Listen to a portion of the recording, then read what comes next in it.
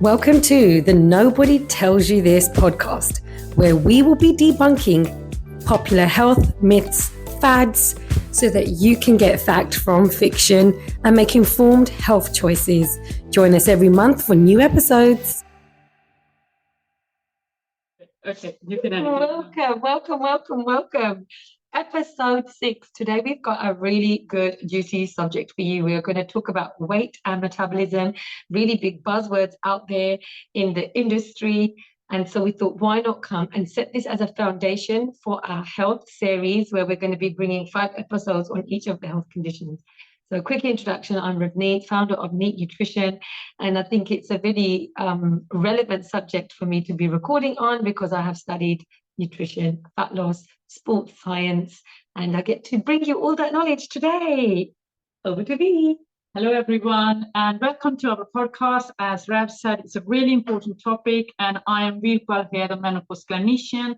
And this is a big struggle for all perimenopausal, menopausal women, and anyone suffering with any health condition about the weight loss and what actually is weight and weight loss, what's right and wrong. And seeing a lot of patients going through this, we will be touching a lot of points. And first, we will give you the science and the actual reasons behind the weight and the weight loss as well. So I wanted to ask and kick off with, what is metabolism? You'll see lots of brands promoting improve your metabolism, boost your metabolism, speed your metabolism. But actually, what is metabolism and what is the link with weight? Yes, so metabolism is when our body breaks down the food and the way it gives us the energy. And we did discuss in our other health condition, the liver one. If you're not sure, go back to the episode, what we have said in that liver breakdowns everything in our body about the metabolism. And metabolism is when our body absorbs and the body parts absorbs what's needed. Protein, muscles needs the protein. So we had a food and a meal, and that's why it's important to have a protein, the fat, the carbohydrate, greens on there, so it absorbs the nutrition our body needs. The iron need to come out, metabolize, break down, and it gives us. Same, the protein goes to our muscles. The fat is important as well. The good fat is important for our overall organs and the body as well. And also, carbohydrates are very important. If we all have studied the cycle, how the good carbohydrates, they break down, they gives us the glucose, the energy to do the day-to-day activity. And that's what metabolism is. And metabolism, things can boost up, but normally that you can have a healthy food which can really boost up your metabolism. Any illness or other things can come in the way of the slow down the metabolism. And sometimes our own food comes in the way of metabolism. Any oily food, takeaways, they all slow down our metabolism, and that's why we feel sluggish. And it's important to have a balanced plate to speed up the metabolism and having a nice balanced nutrition. And I think that's the foundation. It's so important to emphasize that if you want a good working system, you got to give it the best to do its best. Yes. And things like excessive alcohol, smoking, poor lack of sleep, not managing your stress, these things are going to affect your metabolism. Yes. So think of it as a system that makes the best of what you're eating and the best of your actions and work for exercise. So if you want the best metabolism because you want the best aesthetics, health results, then you've got to feed that system what it needs. Yes, that's very, very important. And next is very, very comes as well, as we said, what is actually the body made of? Yeah. Our weight is what influences the weight as well. So people often want to lose weight, but actually what is weight when it comes to the body? So you tell us, off the top of my head, I was saying to Vidwa earlier, I was like, we've got skeletal weight. And my mother-in-law will say things like, I've got heavy bones. But people have different bones. Yeah. And then you have fat on the body, the bits that wiggle. And everybody has bigger wings. Yes. And you have your hair, your intestines, your organs. And then what else is making up our body weight? And everyone's... If we both are, we will have different weight. Maybe our weight could be in the same as it. That's why it's important to have a BMI. The height, first of all, height and our bones. Some in the same family, even you will have a heavy bones. It means your weight automatically going to be on the heavy side. Even 2 people are on heavy and the same height. Even as twins. Well. Twins as well. Water retention. Some bodies really, really retain a lot of water in the organ. Some bodies do not retain the water. That will make up your weight. Any illness you're going through as well, that will really retain a lot of weight as well. And obviously we have our muscle fat as well, our good fat in our body, which is need, our intestines, our different organs as well. They go for the weight as well. So everything make up. And what is actually our body going through the cycle, as you said, if we are stressed or we are not active enough, that's building up the weight in our, and in where it holds, that's very, very important in different parts of our body, where it holds, that is more important. So two people can be of same weight, 70 kg, but if someone go really heavy weight on the waistline, that is not healthy then compared to overall on the whole body. So that's very, very important as well to listen to where your body is holding the weight as well. So, and everyone will have a different sort of measurements.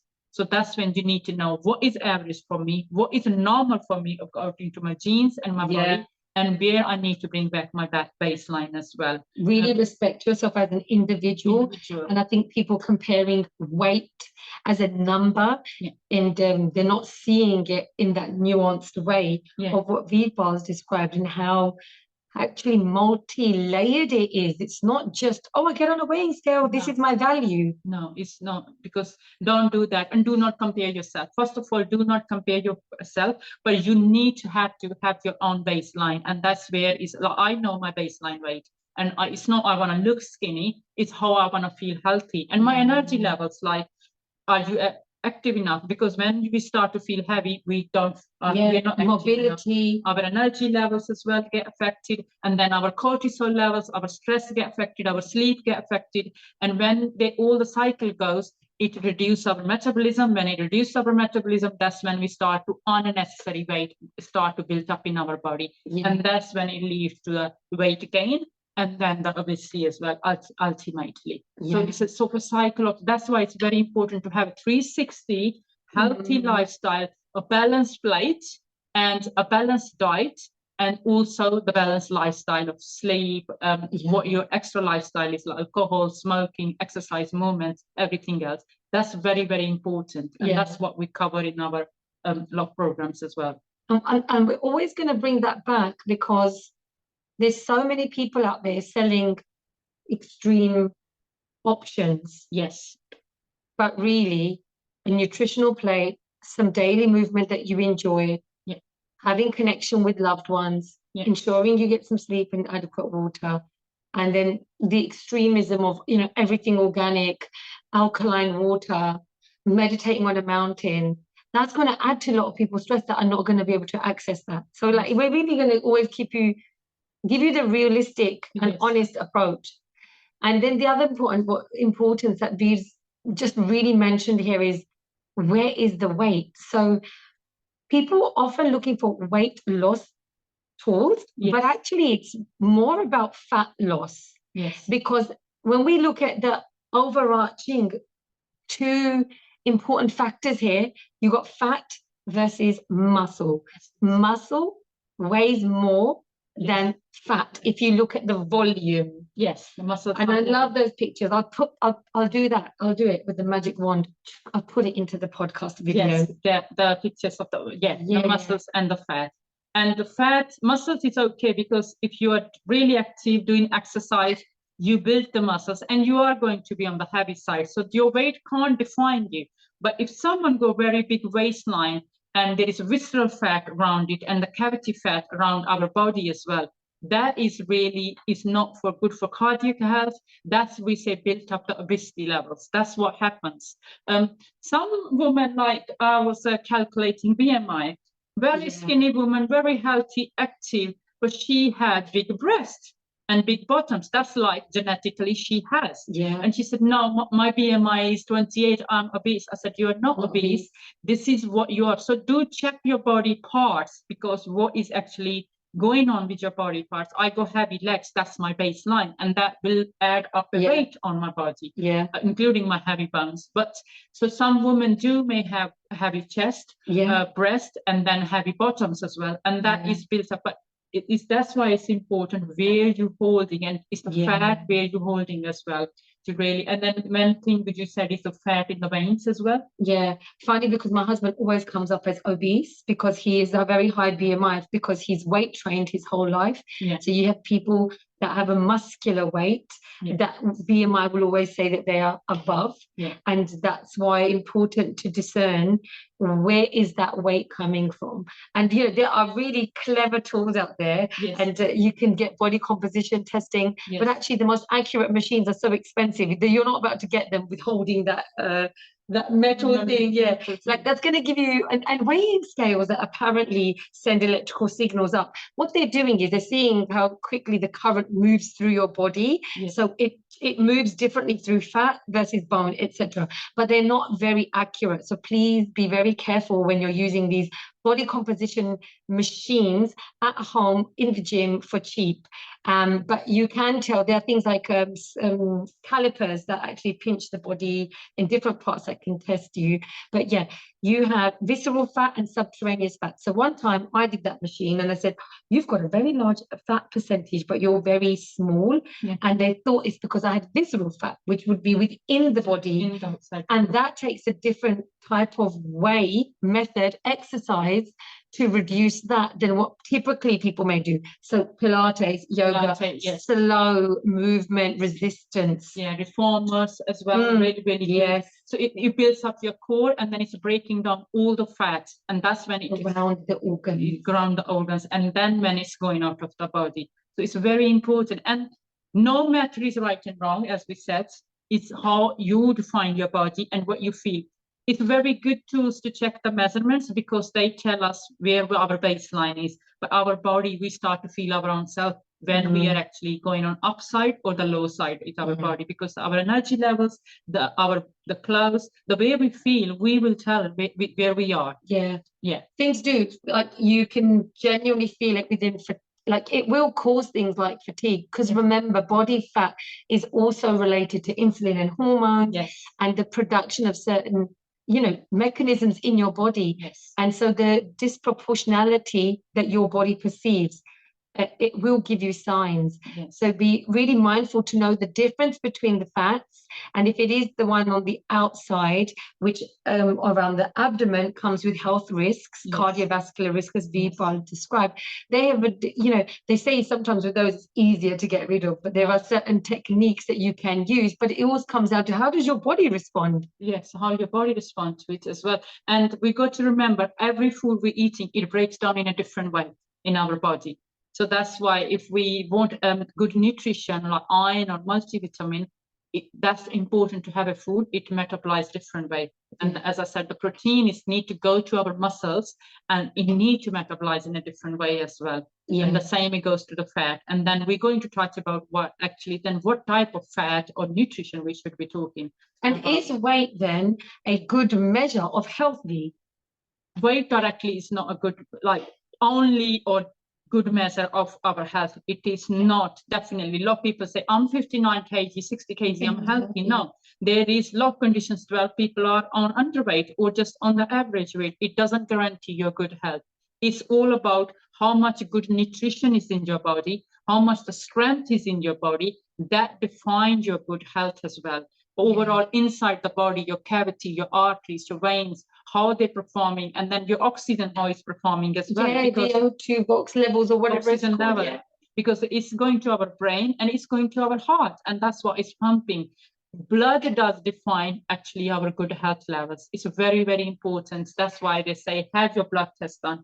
Our blood define our good health level because it does give, they can be a little bit inaccurate, but they give very good parameter, how much inflammation, how much infection is in our body. It doesn't only give iron levels or this level, how our kidneys performing, our liver performing, our heart performing, oxygen going, the really saturation level of oxygen in our blood itself. Blood actually define our good health, but weight doesn't define the good health but it's very important to have the baseline of weight as well. I absolutely love that. Rewind. The blood is which define your health levels, not the weight. But it's very, very important to have your base weight line but you shouldn't be looking skinny to define your health, but it's to bring your energy levels, because and that's why we're going to talk about weight doesn't define, but what we actually doing to our weight, that defines is overall the 360 your lifestyle approach that will automatically improve your blood levels. It will going to improve all the other health conditions we're going to discuss, your diabetes, your cholesterol, your heart.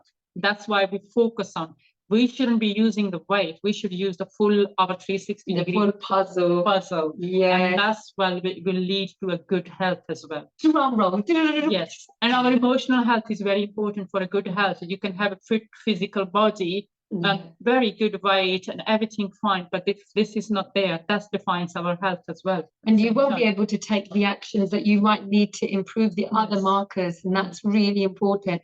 Because if someone's mental well-being is compromised, they're not going to go and take that walk. They're not going to buy the healthy ingredients. They're going to need things that are quick and easy and that make them feel good, and that might be high-fat foods. So we have to have a really open mind when looking at the individual. Just love that. So coming on to this term calorie deficit, that is really thrown around, like you got to be in a deficit, you got to be in a deficit to lose weight, you got to be in a deficit. So that's kind of seeing things very much in a mathematical way, that what you consume and what you burn. So what goes in versus what goes out. And this is why sometimes people are earning food through exercise, which is like, if I've done X amount of exercise, I can now go and eat a burger. So I don't, me and people don't want you to think of food in that way. However, a good understanding of nutrition is always going to put you in a position to be able to understand calories overall. So where do you think, V, that calorie counting can be a really helpful health tool? Okay, so calorie counting is one way of weight loss. So when we go to a nutritionist or to an exercise fitness trainer, everyone have their own way of making you to lose weight, because we want to look fit, but lose weight. And there's different ways: keto diets, calorie counting, fasting as well. There is, you name it, there's some special names for a lot of diets as well. And some different names for the same thing with a different packaging. different packaging as well. And we always discuss, you don't have to be a saint. First of all, you need to know what's your basic for to enjoy the food, because food is to enjoy as well. But calorie counting is a good way, because if someone go very sedentary job and then they shouldn't be having 4 or 5 meals or heavy, like lots of rich food, or even fat or protein, not too much. Because if they're not using that much of exercise or fitness, they don't need to have too much of a protein, because it's going to affect the intestine and the bowel movement. Same goes for the fat. Same goes for the carbohydrate. They don't need too much of the sugar levels. But first of all, I want to say it's a difference between diet and nutrition. Diet is we take to have energy in our body. We really take in, it gives us energy, keeps us going, and obviously it revolves around all our cravings as well, whatever our brain telling us, or the tummy or the tongue telling us, our flavors.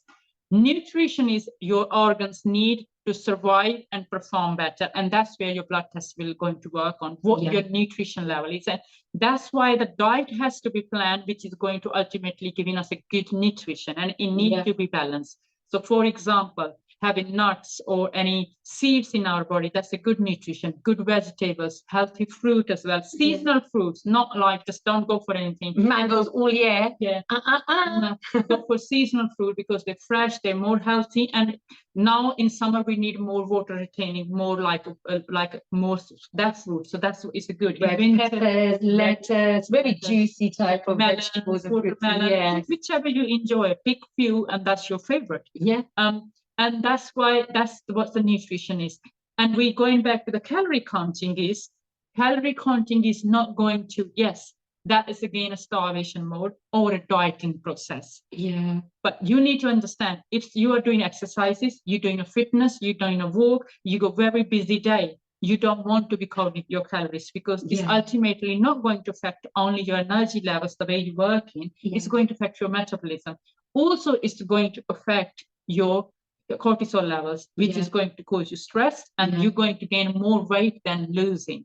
So you need to have a balance. It's a very good thing you have in and out, but every individual will have the same what type of exercise they're doing as well. Someone doing a gym, they need protein. They need that type of a calorie, but it's switching the calories. Somebody that's not active having protein, it can be really hazardous for their body functions. Yes, it can be. It can affect the kidney very bad, your bowel movement, your intestines as well. I've seen something recently with an influencer that shared, that I've been having problems as a result of the protein intake. Pancreas issues as well, a lot of issues it can cause as well. So it's very, very important to focus on what is your out movement, then to and with people with health conditions, kidney problems, reducing magnesium, potassium, people that have a specific need, diabetes, they see dietitians and they may learn to count calories because they have certain medical and clinical reasons to do that.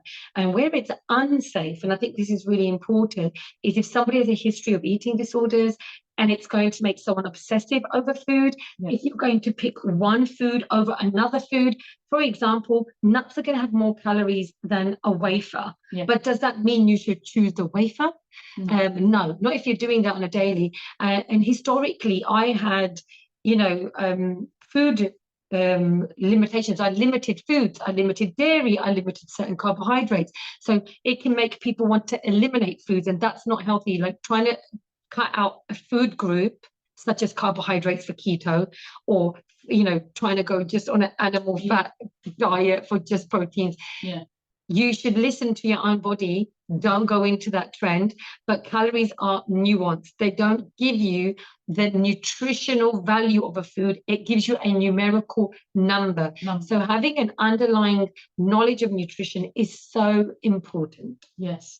And same time as well, switch the things. You having you do switch. You're having the same calorie, but again, you can have a McDonald's, but you can have something else with the same calorie. But what you have in something else with the same calorie is really giving you a great nutrition level. Then you don't need the food more often. Your body is not, because it's nourished well. But McDonald's is not going to nourish well. So that's the difference. They both can be equal calories, but it's what is the nutritional value in them. That's very, very important. And that's, as Rav said, wafer and nuts. I'd say this. I used to give the example in my course of a cake and a pear. They're not going to have the same influence and impact on your body, but they may be the exact same calories.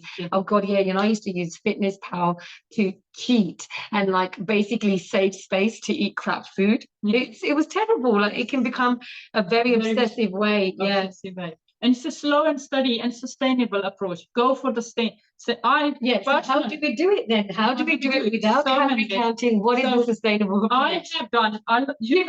You have seen. I lost 6 kg since February, March. We have been the case study for our Metabolism membership, because we were we want to go in and give them a good variation. So tell us, Lee. But that's the secret now. Can't tell you. The secret actually is making sure somebody's holding your hand consistently. So that's obviously, we learn now to be accountable. We learn now and we have tried everything. So the secret is, and my body knows. I know certain food I love, I can't give up. If a nutritionist tells me you can't have a tea, I can have a tea. So my first weakness was I used to have good sugar in my tea. So first I stopped that. It took me good 8 to 9 weeks to slowly stop that sugar. I don't have sugar in my tea. So I can swap that with something else. I make my healthy protein bars now at home. And I go Punjabi now, thanks to your mom. Give me. So that's I swap. And then my sustainable approach is another one is because I don't do exercise in the morning, I do in the evening. So I have got very busy mornings. I like to enjoy my food. When I'm eating, I don't like for the sake, I have to, because my body can survive without food. It doesn't need it as long as I am hydrated. I have had around 2 liters of water already. I challenge everybody. We are either perpetually full or you're perpetually hungry. And people become so used to those feelings, they can't actually listen to their bodies. And it's funny because for the last 8 weeks, I've been on a similar journey, and I realized, wow, how much I was forcing in my body that I didn't need. You don't need to. No, I'm not saying breakfast is not good. You listen to your body, what you're doing that morning. What is the need for that? I know what I'm doing, I like to enjoy my food. Whatever I'm eating, I have to enjoy. So that's why I don't eat anything, but I'm well hydrated. I had a good electrolyte in my body. I had 2 liters of water. I'm moving. My brain is working. By 1 o'clock, I know I need my good food and I will have a healthy food, balanced plate of healthy food. And then I maybe enjoy my cup of tea and then I have a balanced my dinner. And that is a sustainable approach for me. I can still enjoy my food, what I want, but my body is still nourished in a good way. So there is different way. And for you have different few tweaks as well. Yeah, you have your own tweaks. And everyone's going to have a preference. So something I would say is like what Viva was saying, variety is really important. Yes. That don't stick to the same meals, because actually as humans, we like variety. So some people like having the same meal, but if you're somebody that likes variety, you will snap. And then you will want to have the burger and you want the McDonald's. One thing I found really brought my cravings under control was having a sufficient amount of fiber, whether that's chia seeds in the water, whether it's seed cycling that we'll be teaching in the Mineralized community. It's really understanding the triggers for your craving and then listening into the body. So what I was saying about perpetual fullness and hunger is, when do you stop and listen? Like, do I really want that? This is not the same as people getting you to drink water instead of eating. Yes. Yeah, don't disguise your body. Your body is not like, oh, she gave me water, thanks, I was like only thirsty. Sometimes you will be thirsty, but it means challenge yourself with the types of food you're eating and what is giving you satisfaction, like V said, because that's so important. And then sustaining the fullness for longer. And now I know the types of meals that keep me satisfied and fuller, but also that it's just not worth it to keep putting things in my mouth, which is making me a calorie surplus. Yes. Right? So I'm starting to understand my appetite purely just from listening, using nutritional knowledge, like I was saying to be earlier before we did the episode, is, making swaps between double cream and creme fraiche, using a, protein cheese sauce instead of having a full fat, mature or mild cheddar. And it's just starting to experiment with different things that gives you satisfaction without deprivation. Yes, and then it's a switching, like little things switching can make a big difference. And any approach you use, it needs to be long-term sustainable. If it's not long-term sustainable, you may lose the weight for 3 months, 4 months when you left alone, or then you're going to go back to square one. And that's what happened. A lot of times we lose weight and then we gain double back again because we just like, give me. So that's where people talk about now my metabolism's getting ruined because the history of diet, regain, it can really muck about with your metabolism. Yes, and it can really damage your health in a long term. And that's why it's important to find your baseline, and every person have their own baseline, how they want to feel, look, their body weight, their energy levels, and their satisfying food as well at the same time. This is very, very important to acknowledge yourself, and then accountability is very important. You do need accountability because a lot of times, and when you go busy family, kids, you can't do it on your own. Yeah, I've had to cut back on a lot of commitments to now put my health and going to the gym as a main commitment. It started off with home workouts, very short ones. I increased them. My husband started going to the gym. I tag teamed with him. I find ways to link it to my highest values. I love spending time with my husband and I want to train. It made sense for me. But you can do it with walks with your friends. Walking is free, mostly great for all our joints. If you have any issues with knees, etc.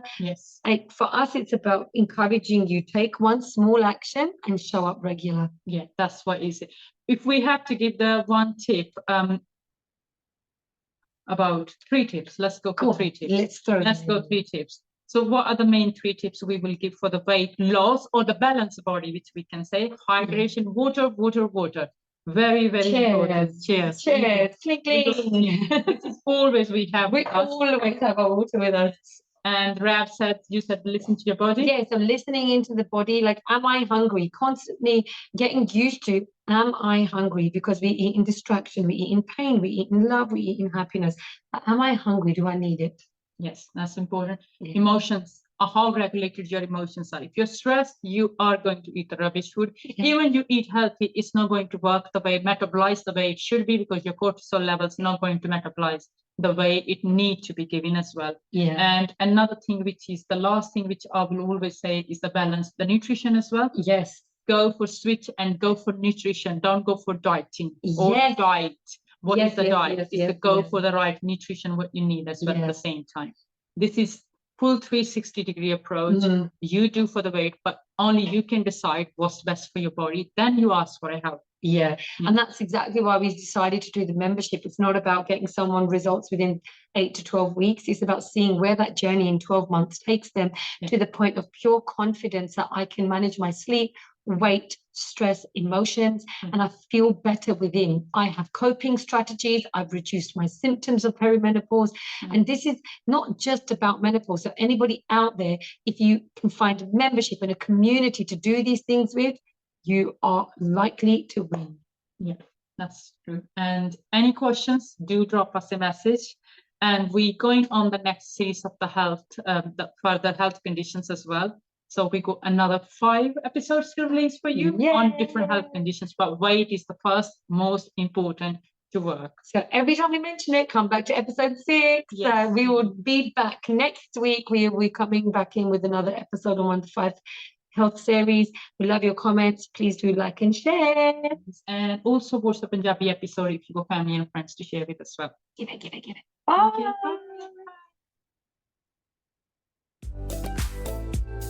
Don't forget to share. What did you think of this episode? And click subscribe, like, comment, and share for updates on future new episodes.